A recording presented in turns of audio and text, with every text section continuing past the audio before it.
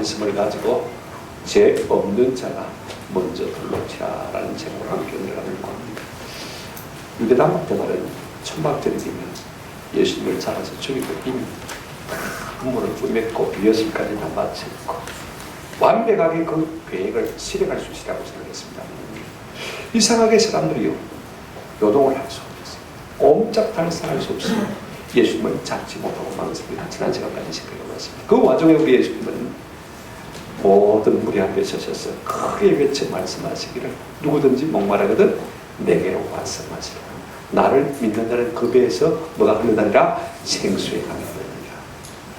여러분 누가 승리했습니까? 예수님이 승리했습니다. 1차전에는 예수님이 승리하신 것을 볼 수가 있습니다. 이로 말미암아서 우리가 7장 53절에 보면 이런 말씀이 있습니다. 다 각각 집으로 돌아가고 예수님을 잡아서 죽이겠다는 그 모든 계획이 숲으로 돌아가죠. 사내들은 공의 의장은 안 되겠습니다. 다음 기로 미루십시다 하고 오늘 회의는 여기까지 마치겠습니다. 땅 망치를 쳤습니다. 그죠? 그랬더니 사내들이 공의원들은 다 각각 자기 집으로 그 알 곳이 마땅지 않으신 예수님은 어떻게 했습니까? 1절에 감람산으로 가시니라. 당시 명절이면요 유대인들이 150만 명, 200만 명 정도가 예루살렘에 모였습니다. 부자들은 돈을 주고 방을 사면 되겠죠. 그죠? 또 친척이 있는 사람들은 얼마든지 친척 집에 가서 갈 수가 있습니다만 그 외에 가난한 사람들은요 마땅치 않습니다. 계실 곳이 마땅치 않으니까 운막에 자든지 아니면 산에 가서 지내든지 노숙을 하든지 그와 같이 하신 것을 볼 수가 있습니다만 예수님은 예루살렘에 올라오실 때마다 가시는 곳에 계셨어요. 어디입니까? 감람산 게세마네 기슭에 가셔서 늘 기도하시는 우리가 잘 알고 있지 않습니까? 왜 감람산이냐면 지금 감람이라고 그러면 사람들 잘 모르니까 올리브를 해야 잘 알아듣겠죠. 올리브 기름 우리가 잘 알고 있지 않습니까? 예루살렘 맞은편에 있는 감람산에는 올리브 나무가 얼마나 많아요. 지금도 예루살렘 감람산에서 나는 올리브 기름을 최고로 치는 것을 우리가 잘 알고 있습니다. 해발 900m 정도 되었습니다. 거기에 언덕이 있고 거기에서 우리 예수님이 주로 기도하시고 그 다음 날이 되어서 이제 우리 예수님께서 성전에 와서 가르치시는 모습을 볼 수가 있습니다. 어제까지 유대인들이 잡아주고 있는데 그럼에도 불구하고 개의치 않냐고 우리 예수님 여전히 가르치시는 것을 볼 수가 있습니다. 그런데 여러분 예수님만 그렇게 하는 것이 아닙니다. 자기 일을 계속 하신 것이 아니고 이제 유대 당국자들은 포기하지 않습니다. 한 번 예수님을 잡아주기로 마음을 포기하지 않고 그들이 계속해서 음모 가운데 꾸미다가 어떤 음모를 꾸미냐면요 가늠하다가 현장에서 잡혀온 여인을 예수님 앞에 탁 끌어다 놓고는요 모세는 율법에 가늠하다가 현장에 잡힌 여자를 불러치라고 했는데 선생님 당신은 어떻게 하겠느냐 하고 지금 무릎 탁 치고 있는 것을 볼 수가 있습니다. 양도 논법입니다. 이래도 저래도 걸리는 것입니다. 진퇴양난. 쉽게 말하면요 돌로 치라 해도 로마 법을 어기게 되는 것이 되어지고 돌로 치지 말라고 해도 모세 율법을 어기게 되는 것입니다. 이쪽 저쪽 다 걸리는 것입니다. 근데 우리 예수님께서는요 한 가지 행동과 몇 마디 말로 이 사람을 깨끗하게 물리친 것을 우리가 볼 수가 있습니다. 2라운드에서 이중의 승리를 거두었습니다. 무슨 행동으로 무슨 말씀으로 누구를 어떻게 이기는지 우리가 구체적으로 한번 생각해 보십시다. 첫 번째로 유대 당국자들이 가늠하다가 현장에서 잡힌 여인을 끌고 와서는 예수님을 시험하기 위해서 아주 난처한 질문을 했습니다. 2절부터 우리 한번 같이 보십시다. 5절까지 한번 보실까요?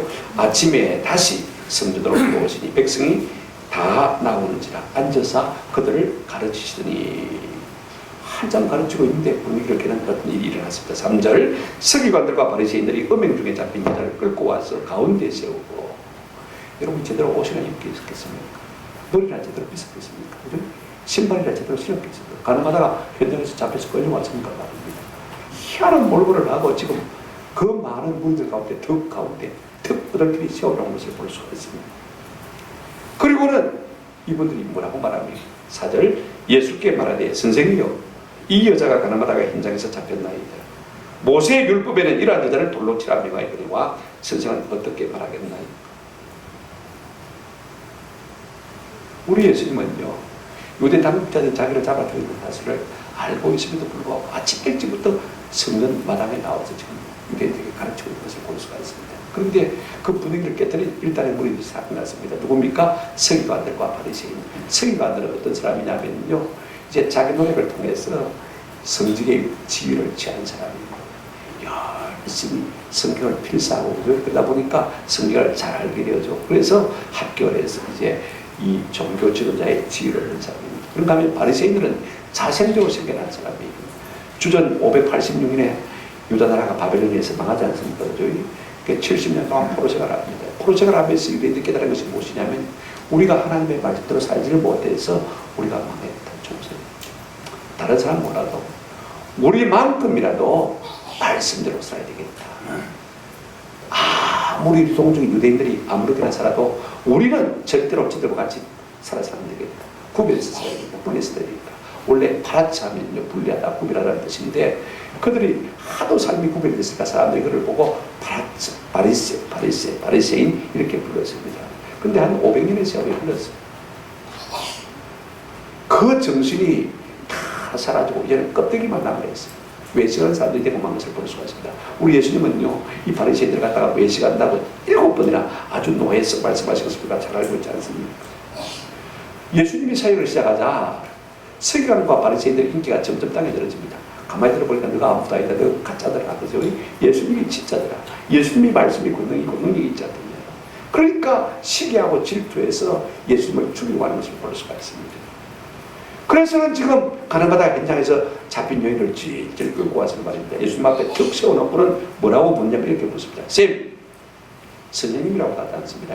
랍비, 라본 이렇게 부르지도 않고요. 자스칼, 아이들이 하는 말로 선생님 이렇게 말 안 하고 쌤! 대충 놔줘서 모세의 율법에는 이런 사람을 돌로 치라고 했는데 당신은 어떻게 하겠소라고 물었습니다. 참 진대한 말입니다. 신명기 22장 22절 말씀에 분명히 그 말씀이 있습니다. 어떤 남자가 유부녀와 동침한 것이 드러나거든 그 동침한 남자는 그 여자를 둘 다 죽여 이스라엘 중에서 악을 제하지라. 가늠하는 남자가 있거든 바로 그 자리에서 쳐서 죽이라 그렇게 말씀하셨습니다. 근데 선생님은 어떻게 하겠냐고 말인 것입니다. 여러분 질문이라는 것이 참 묘합니다. 몰라서 묻기도 하고 그죠? 알면서도 그 사람을 곤란과 공경에 빠뜨리기 위해서 묻는 경우도 종종 있는 것입니다. 여러분 이것은 몰라서 묻는 것이 아닙니다. 6절에 보니까 이렇게 말하고 있습니다. 그들이 이렇게 말하면 고발할 조건을 얻고자 하여 예수를 마음이라 시험하느니라. 참 나쁜 사람들이죠. 예수를 공격에 빠뜨리기 위해서 알면서도 뭡니까? 일부러 지금 질문하고 있는 것을 볼 수가 있습니다. 왜 이 질문이 올무가 되냐면요. 보십시오. 자, 돌로 치라 그러면 어떻게 되겠습니까? 지금 유대나라는 로마의 식민지로 있습니다. 근데 로마는 모든 정부를 유대인들에게 다 임해서 그것 쪼대로 살아도 괜찮지만은 사형만큼은 너 마음대로 못 시킵니다. 로마의 정부의 법을 따라서 재판하고 그 재판에서 사형언도가 내려질 때만 너희가 사형을 할 수 있다. 너 마음대로 못한다. 사형권을 주지 않는 것을 볼 수가 있습니다. 어쩌면 참 잘한 것 같아요. 그런데 지금 예수님께서 뭐라고 했습니까? 모세 율법을 받아서 가늠한 자는 돌로 치라고 했으니까 죽여라 그러면 돌로 치게 되는데 그죠? 책임은 누구에게 갑니까? 예수님이 치라고 했다. 예수님이 하라고 했다. 그러니까 로마의 법을 정면으로 망한 것입니까? 반대하고 어기게 되는 것입니다. 그러면 로마 정부가 가만히 두겠습니까? 가만히 있으면요 로마 정부의 군인들이 와서 잡아가는 것입니다. 그러면 처단할 수가 있는 것입니다. 손 안 대고 코 보는 게 이겨지는 거 아닙니까? 그런가 하면 또 어떤 비난을 받을 수가 있냐면요 예수가 죄인의 친구라더만은 예수가 사랑이라 하더만은 말짱깡이네 그죠? 이런 비난을 받을 수 있는 것입니다. 반대로 돌로 치면 안 된다. 용서해줘야 된다. 그러면 여러분 어떻게 되겠습니까? 모세 율법을 어기네. 그죠? 율법을 어기게 되는 것입니다. 돌로 치라 그러면 로마 법을 어기게 되어지고 돌로 치지 마라 그러면 무엇을 어긴다고요? 율법을 어기게 되는 것입니다. 여러분요 사울이 바울이 되어서 예수를 믿을 때 열심당원이라는 존재들이 있었습니다. 저희가 저거 예수 믿는데 가만히 두면 안 되겠다. 그래서 먹지도 아니하고 자지도 아니하고 바로 죽이기까지는 말입니다. 그렇게 결산적으로 딱 결심한 사람들이 있습니다. 그가 누구냐면 열심당원입니다. 지금도 예수님이 모세 율법을 어기고 돌로 치지 말라고 그랬으면요 이런 열심당원들이 지도세도 모르게 예수님을 뭐 했습니까? 죽여버린 것입니다. 그러니까 또 그렇게 하면요 서기관과 바리새인들 입장에서는 손 안 대고 코 부는 시간 아닙니까? 그렇게 해서 지금 두 마리 토끼를 다 잡고 나가는 것을 볼 수가 있습니다. 예수님께는 진퇴양난의 순간입니다. 이런 질문을 다 던져놓고 지금 이 유대 당국자들은 예수님을 자꾸 체벌합니다. 그럼에도 불구하고 우리 예수님은요, 가만히 주저앉아서 땅에 뭐만 하십니까? 손가락을 가지고 걸만 쓰고 계시는 것을 볼 수가 있습니다. 일종의 저항이기도 하고요, 일종의 침묵이기도 하고요, 일종의 심식인 작전이기도 하는 것을 볼 수가 있습니다. 자, 여러분, 왜 예수님께서 앉아서 그 다급한 순간에 걸만 쓰시는 것일까? 여러분 보십시오. 당분이 심리학적인 요소가 없잖아 있는 것을 볼 수가 있습니다. 지금 우리들은요, 흥분한 상태입니다. 그죠? 예수님을 잡아 죽이려고 하고, 심지어는요, 가나마다 옛날에 잡힌 여인도 돌로 치려고 하는 그런 흥분된 상태에 있는 것을 볼 수가 있습니다. 냉정을 찾도록 하기 위한 것을 볼 수가 있습니다. 지금 말을 하지 않고 가만히 계십니다. 눈을 마주보고 있는 것도 아닙니다. 같은 눈높이로 서서 있는 것도 아닙니다. 그죠? 앉아서 뭐만 보고 있습니까? 땅만 바라보고 뭐만 하고 있습니까? 글만 쓰고 계신 것을 볼 수가 있습니다. 지금 이 의도가 뭐냐면, 너무 흥분하지 말고 일단 이성을 찾고 안정을 찾고 좀 냉정으로 맑은 양심으로 우리 자신을 한번 판단하자는 그런 의미가 들어있는 것을 볼 수가 있습니다. 지금 쿨다운하고 있는 것을 볼 수가 있습니다. 일단 마음을 가라앉히고 있는 것입니다. 여러분, 사람이요, 남을 정죄하고 비판하는 동안에는 자기 양심을 팔아먹고 있는 거죠. 맞습니까? 나는 그런 죄가 없습니까? 한번 생각해 보십시오. 남을 비판하고 정죄하는 동안에는요, 자기 진짜 존재를 망각하는 시간인 것입니다. 많은 이유가 있겠습니다만요, 우리 예수님께서 좀 진정해라. 진정. 네 자신을 한번 돌아봐라. 그렇기 위해서 지금 글을 쓰고 계신 것을 볼 수가 있습니다. 야만인들의 특징이 무엇입니까? 많은 특징이 있겠습니다만 하나가 감정 주도자라는 것입니다. 감정 주도자. 누가 한 사람 우하면 같이 우하고 우 끌어올랐다는, 그 다음에 쑥 꺼져버리고. 우리 한국 민족이 참 그런 일이 많습니다. 지금 감정을 따라 행하지 말고 이성적으로 한번 냉철하게 생각해보라. 그러시기 위해서 예수님께서 땅에 앉아서 지금 글을 쓰고 계신 것을 볼 수가 있습니다. 그 당시 글을 읽을 수 있는 사람은 20%가 넘는 것입니다. 그죠? 글도 읽지도 못한 사람이 많은데 어떻게 읽게 하실 것입니까? 앞에서 글을 읽은 사람이 보고 뭡니까? 마음에 충격을 받습니다. 무슨 글을 썼는지 모르지만, 그러면 뒤에 사람이 뭡니까? 뭐라고 썼는데 물어볼 거 아닙니까? 그럼 알려주고, 그런 동안에 마음이 진정이 되는 것을 볼 수가 있습니다. 그렇다면 우리가 하나 또 생각할 것이 뭐냐면요, 그러면 땅바닥에 앉아서 무슨 글을 썼느냐, 그죠? 많은 사람들이 많이 추측합니다. 성경에는 뭘 썼다는 말이 전혀 없습니다. 그죠?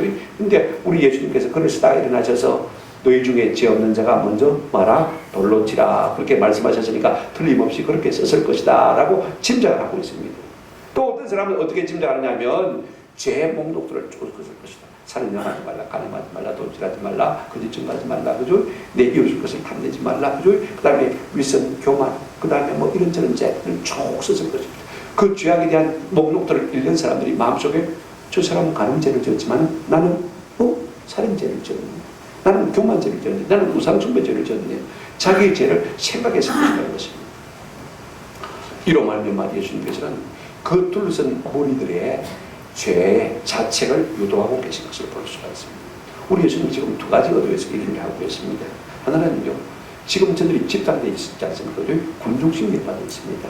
그걸 개별화시키기 위해서 앉아서 글을 쓰신 것을 볼 수가 있습니다. 저들이요, 군중심리에 말려든 이상은요, 빠져나오기가 참 힘듭니다. 이 위기를 모면할 수 있는 길도 없습니다. 군중심리에 빠졌다고 합니다. 한번 생각해 보십시오. 그래서 우리 주님은 앉아서 글을 썼습니다. 뭐라고 썼습니까? 뭐라고 썼습니까? 자기들끼리 주고받고 마음에 생각하게 되는 겁니다. 마음이 이제는 개별화되기 시작합니다. 분산되기 시작하는 것을 볼 수가 있습니다. 이게 참 중요합니다. 그러면서 스스로 생각합니다. 나는 저 사람을 갖다가 비판할 수 있는 사람인가? 나는 저 사람을 돌을 던질 수 있는 사람인가? 나는 괜찮은 사람인가? 자기를 점검하지 않을 수가 없는 거죠. 또 하나, 예수님께서 글을 쓰신 것을 가만히 생각해 보면 저는 어떤 생각을 했냐면요, 여러분, 듣는 것보다 보는 것보다 한번 합시다. 글을 읽는 것이 더 낫습니다. 요즘은 영상 시대입니다. 폐해가 있습니다. 예를 들어서 우리 여기에 스크린에 말입니다. 제가 훤하게 설교하는 모습이 크게 나온다면 말입니다. 여러분 뭐 보겠습니까? 아이고, 인물이 잘났네, 못났네, 폭삭 좀 많이 넓었네, 그죠? 주름살이 많이 샀네요. 아이고, 머리도 도박해졌네, 그죠? 이런 생각 안 하겠습니까? 그러니까 이런저런 잡다한 거 생각하더라고요. 본질 뭘 놓칩니까? 핵심을 놓칠 수밖에 없는 것입니다. 이 참 중요해요. 자꾸 보고 듣기만 하는 사람은요, 진짜 점점 멍청해지는 거죠. 오늘 우리는 전화 한 통화 가지고 해결하려고 합니다만 편지를 한번 써보세요. 여러분 편지를 썼어요. 마음이 안 돌아올 사람 거의 없습니다. 부부 싸움을 하시거든요. 여러분 말로 하지 마시고 글로 하자, 그렇게 한번 해보시기 바랍니다. 벌써 몇 마디 주고받으면서요 풀어질 수밖에 없는 거죠. 글이라는 것이 참 중요해요. 우리가 읽는 것이 참 중요해요. 우리 예수님은 저들의 분노를 지금 가라앉히고 있는 것을 볼 수가 있습니다. 마음을 지금 가라앉히고 있는 것을 볼 수가 있습니다. 이제 우리 두 번째 예수님께서 계속해서 말씀하신 것을 볼 수가 있습니다. 저들이요 7절 보시기 바랍니다. 예수님이 땅에 앉아서 글만 쓰고 있으니까 답답해가지고요, 그들이 묻기를 맞이 아니하는지라 계속해서 어떻게 할 낀데 하고 따져 지금 묻고 있습니다. 7절 하반절에 보시면 우리 예수님이 그 순간에 이렇게 말씀하셨습니다. 이에 일어나 이르시되 너희 중에 만자가 죄 없는 자가 먼저 돌로 치라. 어떤 의미의 말씀이겠습니까? 죄 없는 자가 먼저. 이 말씀 속에는 네 자신을 좀 알아라는 그런 암시가 들리는 것입니다. 네가 지금 덤비고 설치지만은, 남을 정죄하고 비판하지만은 네 꼬락서리를 먼저 한번 살펴봐라. 그러니까 죄가 없거든 네가 덤비든지 말든지 해라, 그 말인 것입니다. 여러분 신명기 17장 6절 7절 보시면 하나님은 우리 인생을 너무 잘 아시는 분이에요. 내가 진실을 말한다고 하지만 그 진실을 말하는 가운데도 거짓말이 있을 수 있고요. 두세 사람이 무리 지어서 진실을 말했다고 할지라도 그 속에도 거짓이 있다는 사실을 알기 때문에 신명기 16장 6절 7절에 이렇게 말씀하고 있습니다. 죽일 자를 두 사람이나 세 사람의 증거로 죽일 것이요 한 사람의 증거로는 죽이지 말 것이며. 무슨 말입니까? 내가 저 사람 미워요. 그죠? 그래서 거짓말로 그냥 아이고 저 인간 저거 안 되겠다 싶어서 한번 맛을 보여줘야 되겠다 해서 거짓말로 그죠? 저 인간 가늠했다 그죠? 얼마든지 우리가 속일 수가 있습니다. 그죠? 그런데 그런 한 사람의 이야기만 듣고 그렇게 사람을 벌하면 안 된다는 것입니다.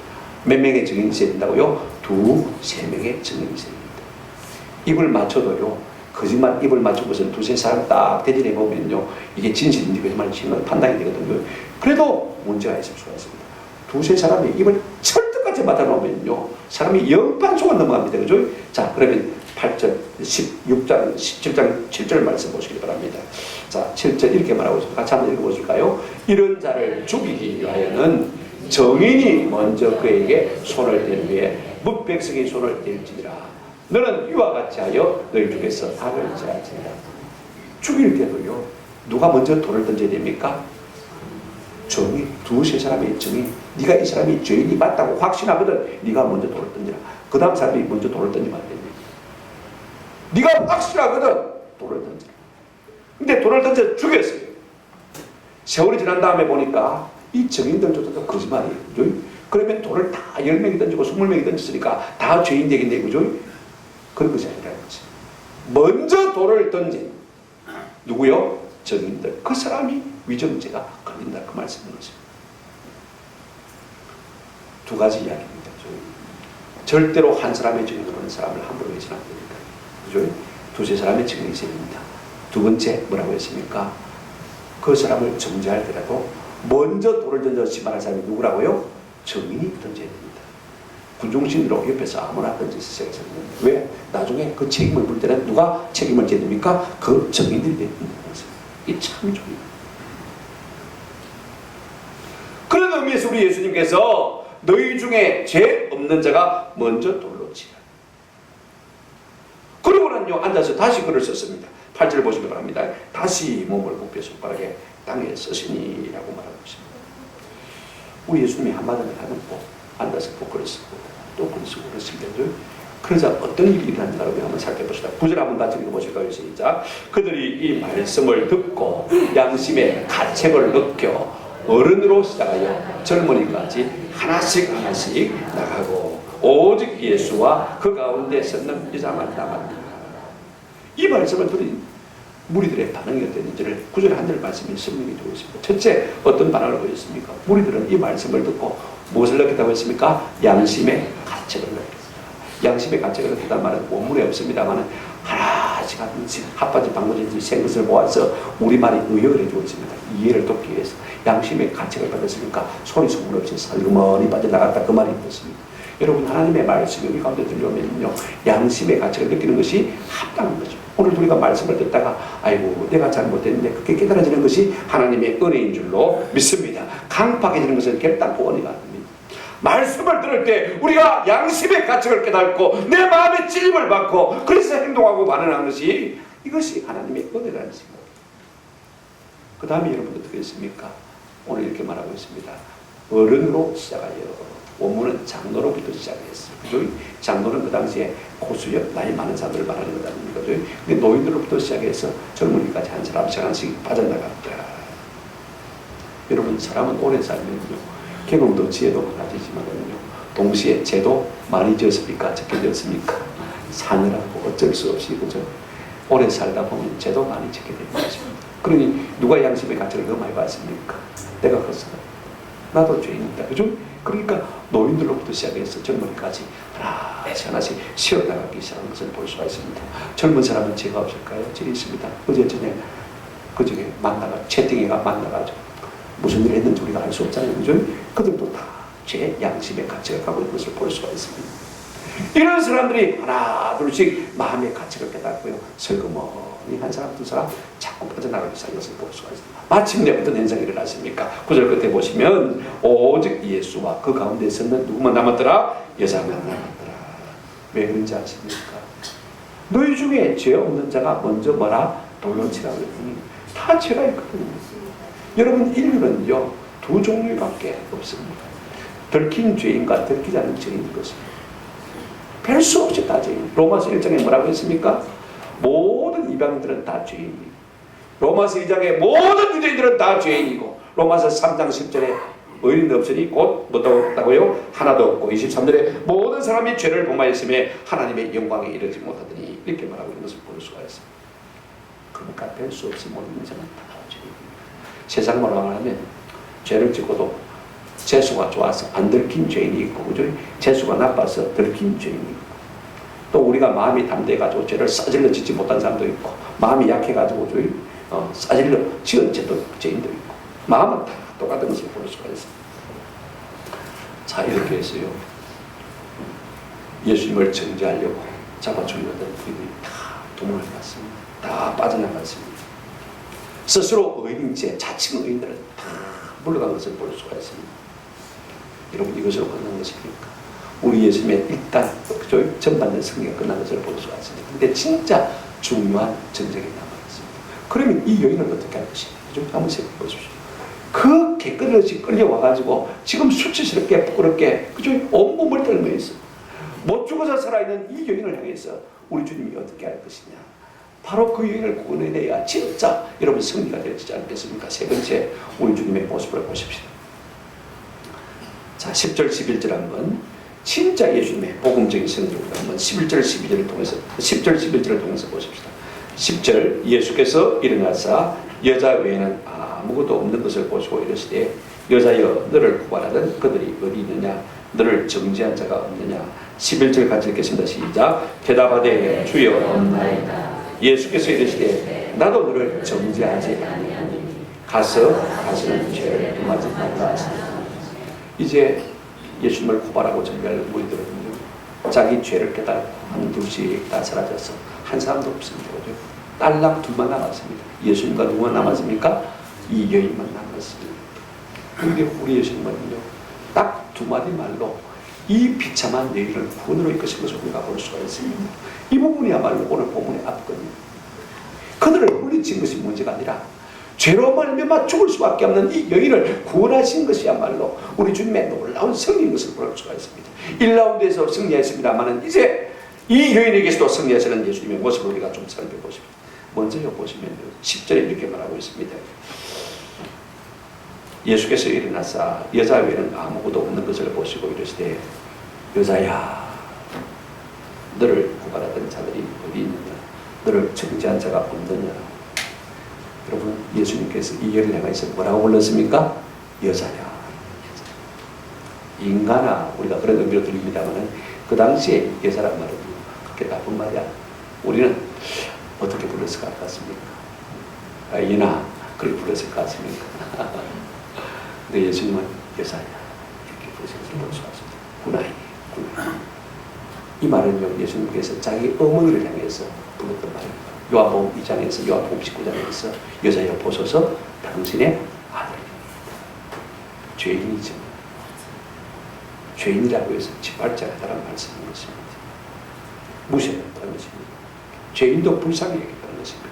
기회 여겼다는 것입니다. 저는요, 이 한마디 말에 이 여인의 이름이 뭔지 모르지만 그 마음이 얼마나 작겠는가 싶은 생각이 듭니다. 여러분, 사울이 핍박적인 사울 아닙니까? 그죠? 다메섹 도성에서 예수를 만났습니다. 그리고 다메섹에 끌려 들어갔습니다. 그죠? 그런데 하나님께서 아나니아를 부르셨습니다. 그래서 아나니아가 그를 위해서 안수하고 하나님의 뜻을 그에게 전해주면서 제일 먼저 만나 사울을 보고 뭐라고 했냐면, 한번 따라합시다. 형제 사울아. 형제 사울. 그렇게 교회를 핍박하는 핍박적인 사울인데 예수에게 아나니아가 와서 자기를 보고 뭐라고 말합니까? 형제 사울. 나를 용납해줘. 나를 용서해주네. 나를 품어주네. 그 한마디 말에 아마 사울이 큰 은혜를 받았을 거예요. 마음의 위로와 큰 용기를 얻었을 거예요. 오늘 이 여인을 향해서 우리 예수님께서 후나이 여인, 미국식으로 말하면 마담, 그렇게 부르고 있는 것을 볼 수가 있습니다. 그 마음에 변화가 없었다면 인간도 아니죠. 그런데 그 마음에 변화가 일어나는 것을 우리가 어떻게 알 수가 있습니까? 11절 한번 보시기 바랍니다. 그가 뭐라고 말하고 있습니까? 한번 보실까요? 시작. 대답하되 주여 없나이다. 뭐라고요? 주여. 지금 바리새인 당국자들은 예수를 보고 뭐라 했습니까? 랍비라고 부르기 싫어서 쌤하고 불렀습니다. 그럼에도 불구하고 이 여인은 그 마음의 감동과 은혜를 받고 자기를 인간 대접해 주는 것이 너무 감사해서 단번에 예수님을 뭐라고 부르고 있습니까? 주여라고 부르고 있습니다. 그 마음에 벌써 변화가 감사되고 있지 않습니까? 은혜를 받고 있는 것을 우리가 볼 수가 있습니다. 그 다음 말씀이 참 중요합니다. 이런 일을 향해서 우리 예수님이 아주 놀라운 말씀하시는 것을 볼 수가 있습니다. 11절을 보시기 바랍니다. 대답하되 주여 없나이다. 예수께서 이르시되 한번 따라합시다. 나도 너를 정죄하지 아니하노니 나도 너를 정죄하지 않겠다라고 말씀하시는 것을 우리가 보게 되었습니다. 여러분, 예수님이 정죄해야 맞아요. 지금 도망간 사람들은 정죄할 자격이 있습니까? 없습니까? 왜? 죄가 있습니까? 근데 예수님은 죄 없으신 분이잖아요. 그죠? 그러니까 예수님은 지금 큰 소리를 칠 수가 있습니다. 얼마든지 이를 향해서 정죄할 수 있고 얼마든지 돌을 들어서 칠 수가 있습니다. 우리 하나님께서 신명기 22장 22절에 돌로 치라고 했잖아요. 사단이 준 말씀이에요. 하나님 아버지가 주신 말씀인데 어떻게 아들이 그 얘기할 수가 있습니까? 아버지가 돌로 치라고 했는데 아들이 돌로 안 치겠다고 하는 것이 여러분 말이나 되어집니까? 한번 생각해 보십시오. 돌로 치야 되지. 근데 우리 예수님, 나도 너를 정죄하지 않는다. 여러분, 이 말씀 속에 놀라운 은총이 있습니다. 놀라운 긍휼과 놀라운 자비가 포함되어 있습니다. 여기에 복음이 있습니다. 두 가지 요점이 있습니다. 하나는요, 우리 예수님께서 이 순간 자기 스스로를 죄인으로 간주하시기 때문에 하나님이시지만 죄인이 되는 순간인 것입니다. 의인의 권리를 포기하는 시간인 것입니다. 예수님은 죄가 없으시지만 죄 있는 사람과 동일하게 되신 것을 볼 수가 있습니다. 그래, 나도 죄인의 모습으로 네 심정을 충분히 이해합니다. 나도 정죄하지 않겠다. 여러분, 이것이 복음인 줄로 믿습니다. 우리가 그 사람 위에 있을 때 남을 용서할 수 없다. 내가 네보다 나은데 그런 마음을 가지고는요, 누구도 용납할 수 있습니까? 없습니까? 에이고 더러운 거, 에이고 인간이, 그죠? 그래서 남편을 용서한다고 하지만 아내를 용서한다고 하지만요, 우리가 용서가 안 되는 것입니다. 위에 서 있어서는 절대로 용서가 안 되습니다. 그 아래에 들어가야 됩니다. 그 심정 그보다 더 낮게 들어갈 때 우리는 그를 얼마든지 이해하고 용서할 수가 있는 것입니다. 저는 우리의 마음속에 이런 은혜가 있기를 주의 이름으로 축원합니다. 더 중요한 요구 하나 있습니다. 돌로 치라는 말씀을 누가 하셨습니까? 하나님이 하셨잖아요. 근데 아들이 안 들어요? 어떻게 그럴 수가 있는 것입니까? 무슨 근거로 이렇게 하실 수가 있는 것입니까? 중요한 것입니다. 오늘 우리 예수님은 이 여인을 위하여서 곧 얼마 있다가 십자가를 지시고 살찌고 피 흘려 그녀를 마실 것이기 때문에 그렇습니까? 대속해 주실 것이기 때문에 그런 것입니다. 내가 너를 위해서 십자가를 질 것이다. 내가 너의 죄를 대속할 것이다. 할렐루야. 사람은 할 수가 없습니다. 죄 없어진 예수님만이 우리의 모든 죄를 대신 져주시고 우리의 죄를 대속하시는 분이신 것입니다. 그분이 우리를 위해서 십자가에 달리시기 때문에 나도 너를 마지 않겠다, 정죄하지 않겠다. 그러시면서 우리 예수님 한마디를 놓지 않으신 것을 볼 수가 있습니다. 가라, 다시는 죄를 범하지 말라. 여러분, 가라를 말하면요, 자유의 선언입니다. 이제는 해방이다, 이제는 평안이다, 이제는 새 출발이다, 무죄 석방이다, 내가 너를 용서한다. 그리고 다시는 죄를 범하지 말라. 이 말은요, 제2의 삶의 기회를 부여하시는 말씀인 것입니다. 새로운 인생의 도전을 부여하시는 말씀인 것입니다. 죄와 더불어 싸울 수 있는 용기를 부여하시는 말씀인 것입니다. 그들을 향한 가면서 가라, 네가 틀림없이 죄와 싸고 이길 수 있을 것이다. 내가 믿는다. 다시는 죄를 범하지 말라. 물론 이 말씀 속에는 무슨 경고도 포함이 되어 있습니다. 인생은 연약하니까 조심하고 껴있으라는 경고입니다. 근데 여러분, 우리가 조심하고 껴있다고 해서 죄를 이길 수가 있습니까? 죄를 안 지려고 하면요, 더 죄가 우리를 강하게 이기려고 하는 것을 볼 수가 있습니다. 맞습니까? 그런 경우는 우리가 많이 있거든요. 그렇다면 우리가 무슨 수로 다시는 가서 죄를 짓지 않을 수가 있을까? 로마서 6장 14절에 이런 말씀이 있습니다. 죄가 너를 주장하지 못하리니 이는 너희가 법 아래 있지 아니하고 한번 따라합시다. 은혜 아래에 있습니다. 이 여인이 돌아와서 다시는 가는 죄를 짓지 않을 수 있는, 여러분, 능력이 어디서 나오고 있습니까? 내가 율법을 이제는 지켜내겠다, 내가 이제는 정신을 바짝 차려내겠다, 내가 결단한다고 해서 죄를 짓지 않을 수 있는 은혜가 그 가운데 있는 것입니까? 한번 따라합시다. 받은 은혜를 생각하는 것입니다. 예수님조차도 나를 정죄하지 않으셨습니다. 내가 그 은혜를 받은 사람, 그죠? 내가 죄를 지었습니다.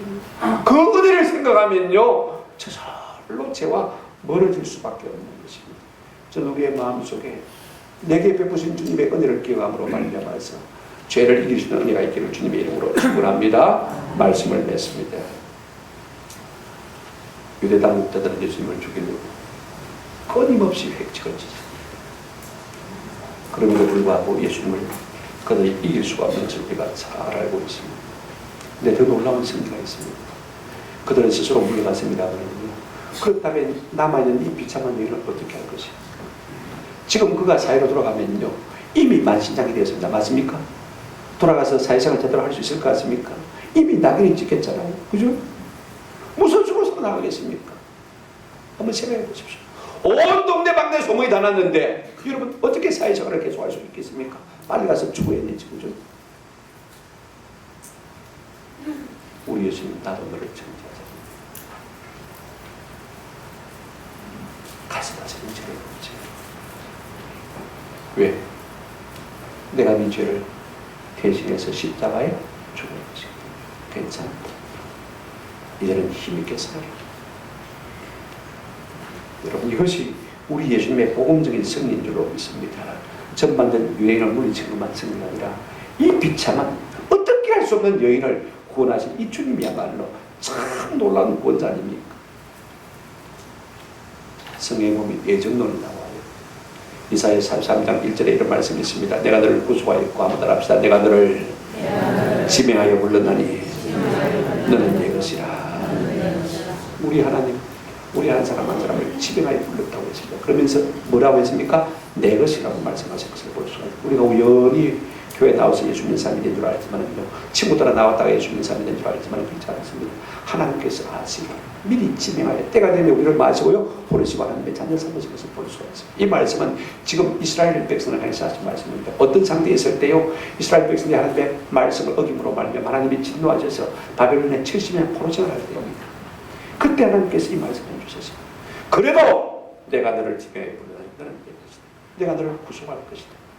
그러시면서 우리가 이사야 43장 3절에 보시면 이렇게 말씀하셨습니다. 대전하는 여호와 네 하나님이요 이스라엘의 거룩한 이요 내 구원자입니다. 내가 너를, 한번 따라합시다. 애굽을 너의 속량물로 구스와 스바를 너를 대신하여 주었다. 무슨 말이냐면 이제 고레스 왕을 내가 세울 것인데 고레스 왕에게 내가 애굽을 주고 구스를 주고 스바를 주고 가지고 너를 샀다, 그 말인 거죠. 그가 너를 해방시킬 것이다, 그 말인 거죠. 여러분, 이스라엘 백성들을 하나님께서 바벨론 포로에서 해방시키기 위해서 고레스라는 왕을 세우시고 고레스 왕에게 그 명령대로 순종하면 애국을 주겠다. 여러분, 애국은 그 당시에 상당한 강대국입니다. 그 다음에 구스와 스바는요, 어떤 왕들도 정복해갔지만 한 번도 정복한 적이 없는 나라입니다. 그런데 고레스 왕에게 내가 애국도 네게 주고 그 다음에 구스도 네게 주고 스바도 네게 주겠다. 그래서 42,630명이 바벨론에서 예루살렘으로 돌아왔어요. 몇 명이요? 42,630명. 42,630명의 이스라엘의 영혼을 하나님께서 구원하기 위해서, 구속하기 위해서 그 큰 땅덩어리 애굽을 고레스에게 주고 스바를 고레스에게 주고 구스를 고레스에게 주고 것을 볼 수가 있습니다. 그 땅의 가치가 얼마나 되겠습니까? 그러니 한 사람 영혼이 얼마나 귀하겠습니까? 뭐 때문에 그렇게 하신 것입니까? 이사야 43장 4절에 보시면 이렇게 말씀하고 있습니다. 네가 내 눈에 보배롭고, 한번 더 합시다. 존귀하며 내가 너를 사랑하였음처럼. 우리 하나님이 우리를 보실 때 보배롭게 보시고 존귀하게 보시고 우리를 마시다고 했습니까? 사랑하였음처럼. 그 많은 돈들이, 그 많은 재물들이 아깝지 않다는 것입니다. 그래서 내가 너희를 사기 위해서 고레스에게 애굽을 주고 구스를 주고 스바를 주어서 내가 너희를 샀다는 것입니다. 이것이 이스라엘 백성의 구원인 것입니다. 그렇다면 오늘 우리는 무엇을 하나님께서 우리를 사셨습니까? 베드로전서 1장 18절 19절입니다. 너희가 알거니와 너희 조상이 물려준 헛된 행위에서 대속함을 받은 것은 은이나 금같이 없어질 것이고 된 것이 아니요. 그 다음 19절 말씀까지 한번 읽겠습니다. 시작. 오직 범없고 점없는 어린 양 같은 그리스도의 보배로운 피로 된 것이냐. 우리를 구속 곧 속량하십니까? 우리 돈으로 주고 사셨는데 뭘 주고 사셨느냐? 하나님의 아들의 무효 피값을 가지고 사셨다. 그렇게 말씀하셨습니다. 여러분과 1,000원 주고 사면 1,000원짜리입니다. 그죠? 만원 주고 사면 만원짜리입니다. 1억 주고 사면 1억짜리입니다. 그죠? 그럼 오늘 우리 성도는 몇 원짜리일까요? 한번 더 합시다. 예수님짜리. 예수님짜리. 값으로 환산할 수 있습니까? 없습니까? 안 됩니다. 하나님의 아들이신 죄 없으신 그분이 여러분 값으로 환산될 수 있어요? 없어요? 환산될 수 있어요. 예수님 자신을 내어주고 우리를 구속하신 은혜를 우리 가운데 허락해 주신 것입니다. 누구에게도요? 이 여인에게도 주시고 오늘 우리에게도 주신 줄로 믿습니다. 얼마든지 정죄하실 수가 있고 얼마든지 돌로 칠 수가 있음에도 불구하고 나도 너를 정죄하지 않으면 가서 다시는 죄를 범치. 우리 예수님 이 땅에 오신 것은 우리를 정죄하시기 위함이 아니고 우리를 심판하시기 위함이 아닙니다. 한번 더 합시다. 우리를 구원하시기 위함입니다. 피로 값주고 사시기 위해서 땅에 오신 것입니다. 오늘 우리가 성전문을 나설 때 이 여인의 감격 있기를 주의 이름으로 축원합니다. 지금 성경에 나와 있지 않지만요, 이 여인이 예수님을 떠나갈 때 어떤 마음으로 떠나갔겠습니까? 천지가 깨배감 같은 느낌을 가진 것입니다. 비록 사람들은 정죄했지만 하나님 앞에 인정받고 용납받는 사실을 위해서요, 온 세상이 달라질 것 같은 기쁜 마음을 가지고 아마 떠나갔을 것입니다. 오늘 우리가 이 말씀을 듣고 오늘 성전을 떠나갈 때 우리에게도 이와 같은 은혜가 있기를 주님의 이름으로 축원합니다. 아멘.